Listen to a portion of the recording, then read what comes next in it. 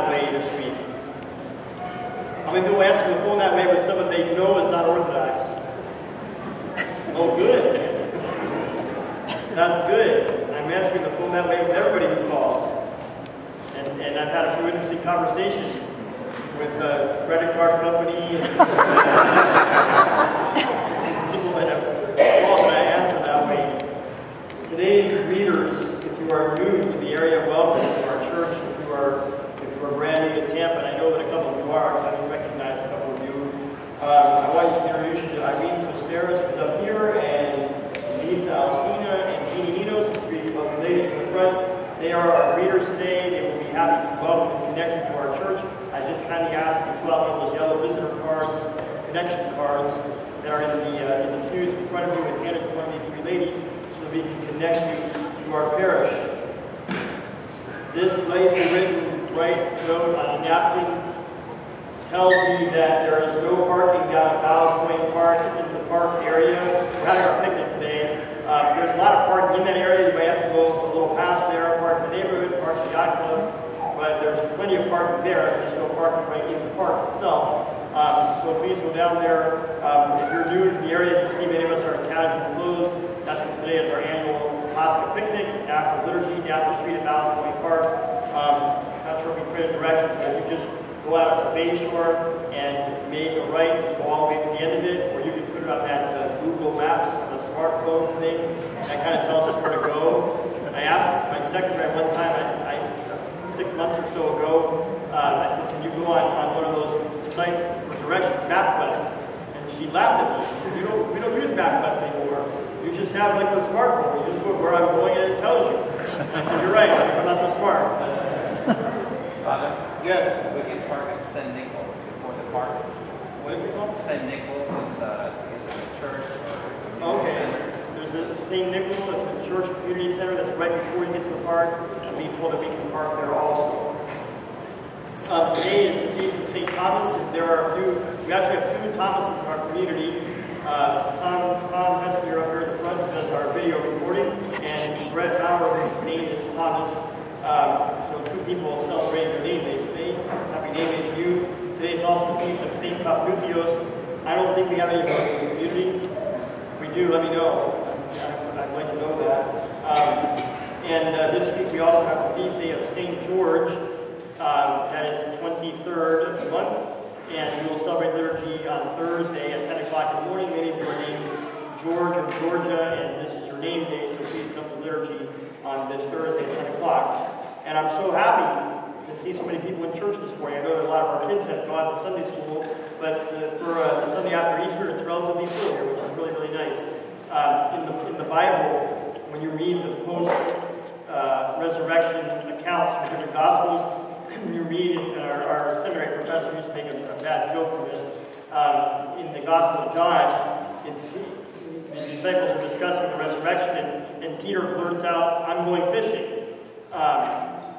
And it seems that a lot of people are reading that gospel lesson in churches because they see the resurrection and they say, I'm going fishing, I'll see you in September or Christmas or some other time. So I'm glad that none of you went fishing this morning, that you came to the church. And if you want to go fishing, there is a pier at the park, and there's good fishing there from what I hear. But we're not eating fish today. We're eating hamburgers and meat things. If you're waiting for your first post-Pascha hamburger, it's well worth the wait. I confess I couldn't wait. But I will have my second post-Pascha hamburger at the picnic. Maybe my third also. We shall see. Now, today is the feast of St. Thomas. And I like St. Thomas because he's the saint that I think of all the saints that I can relate to the most. Maybe he's the one that you all can relate to the most. See, Thomas gets sort of a bad rap. He is called Doubting Thomas, as if that's a really bad thing. Doubting is a part of life. I don't think there's anybody who goes through their life and doesn't have a doubt about something. I mean, how many of you have purchased a home and you sign the closing papers and you drive away from there and you're excited, and at the same time you're thinking like, wow, I just made like a 30-year commitment here. Did I do the right thing? Is this really what I wanted? Is this really the features that I wanted? Is this really the price that I can pay? I mean, we've all done that. Or you sign up for a new job, and you leave your old job, and you go to the new job, and you're getting dressed for your first day of work, and you're thinking, like, what have I done? I left a job that I liked, and I'm going to one that I don't know.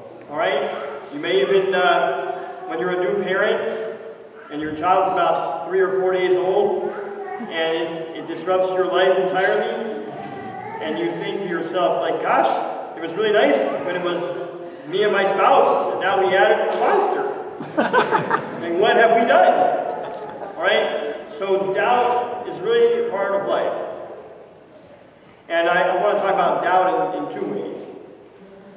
The first one is to talk about Thomas, and how on the evening of the resurrection, on the evening of Pascha, all the disciples were gathered together in one place except Thomas. And Jesus came and stood among them, and he said, "Peace be with you." Now the disciples, it doesn't say that they were overwhelmed with joy right away. It says they were startled. So even they kind of had some doubt, even though they were sitting there. And so Jesus said again, "Peace be with you. As the Father has sent me, even though I sent you." And then the disciples were glad because they saw the Lord. They weren't glad on first glance. They were startled, shocked. Maybe they were doubting what they were seeing. And so after this encounter, and Jesus spends some time with them, and so they are now understanding this really is Jesus. He really is raised from the dead. They see his hands and his side. I mean, can you imagine if Jesus had gone to the disciples? Of course, we're not given a lot of detail, but if Jesus had his hands inside of his tunic, maybe the disciples would have said, "Show us your hands. We want to make sure it's really you." And so after this, they go and they see Thomas, and they say, "We have this great news. The Lord is risen." And Thomas had a hard time believing this, even though these were 10 of his closest friends. Never mind that the Lord rose from the dead just as he said he would. He is now hearing testimony not from strangers, but from close friends.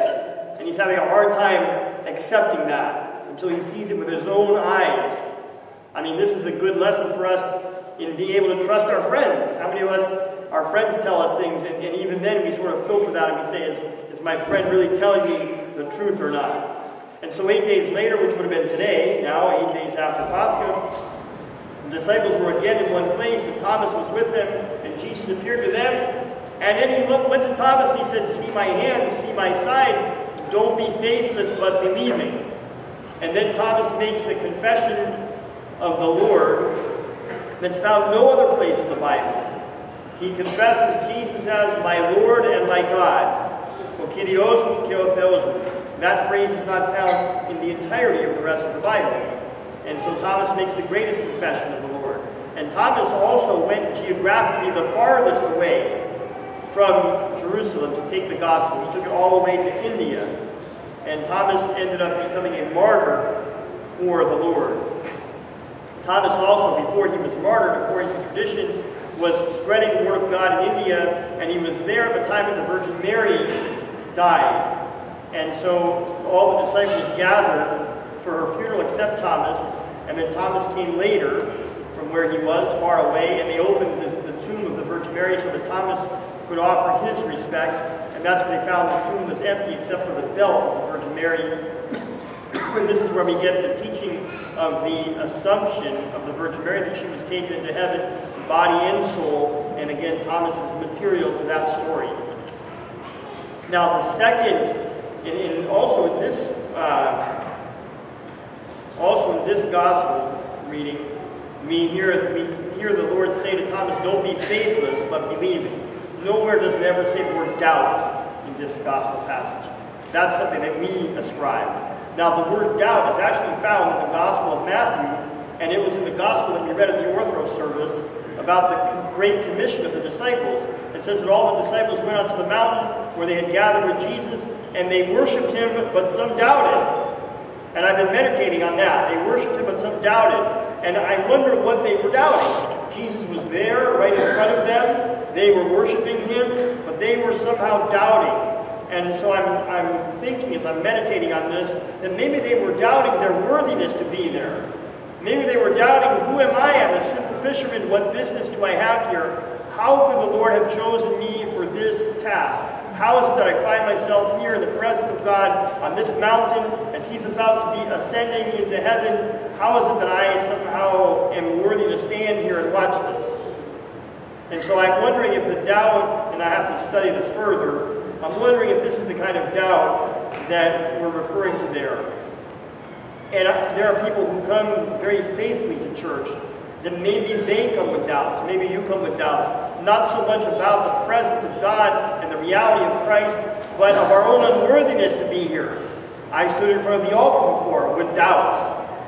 Not did I make the right call to answer the call to the priesthood, not am I doing the right thing by exercising my priesthood in Florida as opposed to somewhere else, but the fact of who am I to even stand here in front of the altar and preside over these services? Who am I to partake of the body and blood of Christ? And these kind of doubts, these are actually healthy doubts because they keep us humble. If we come in here and we say, like, I have all confidence in the world, I should be doing this, I deserve this, then we are losing our humility and our respect and our awe of Christ. So a certain amount of doubt is actually a healthy thing. A certain amount of doubt is actually a healthy thing. So let's not give Thomas too bad of a rap. We call him affectionately Doubting Thomas, but actually he's very faithful Thomas because he took the gospel to the farthest reach of the world at the time. He gave his life for Christ, and he is an example of someone we can really relate to. We all are like Thomas sometimes. Sometimes we all need a sign from God. Sometimes we all feel that we're faltering in what we're believing. And Thomas, for us, should be a role model. So may God bless us on this feast of St. Thomas, and may we be like him. May we overcome our doubts with faithfulness. May we not be faithless, but believing. Thank you for sharing a beautiful liturgy today. Let's go share a beautiful afternoon together as brothers and sisters in Christ in a casual atmosphere. I'm going to put on casual clothes and just enjoy a nice afternoon of fellowship. What a great community, what a great family we have, and what a great Holy Week we had. And at the beginning of the week, I had this mixture of joy and sadness. A joy that we had a great week, and some sadness when the week was over. It's actually a little hard on some of the priests. I talked to some of my friends, my brothers, to go through the whole Holy Week, and you're like riding high, and then boom, it's over. There are no more services on Monday, so it's nice to be back in the church singing these beautiful hymns with the beautiful community family that I love so much. God bless you and keep you. Have a beautiful week.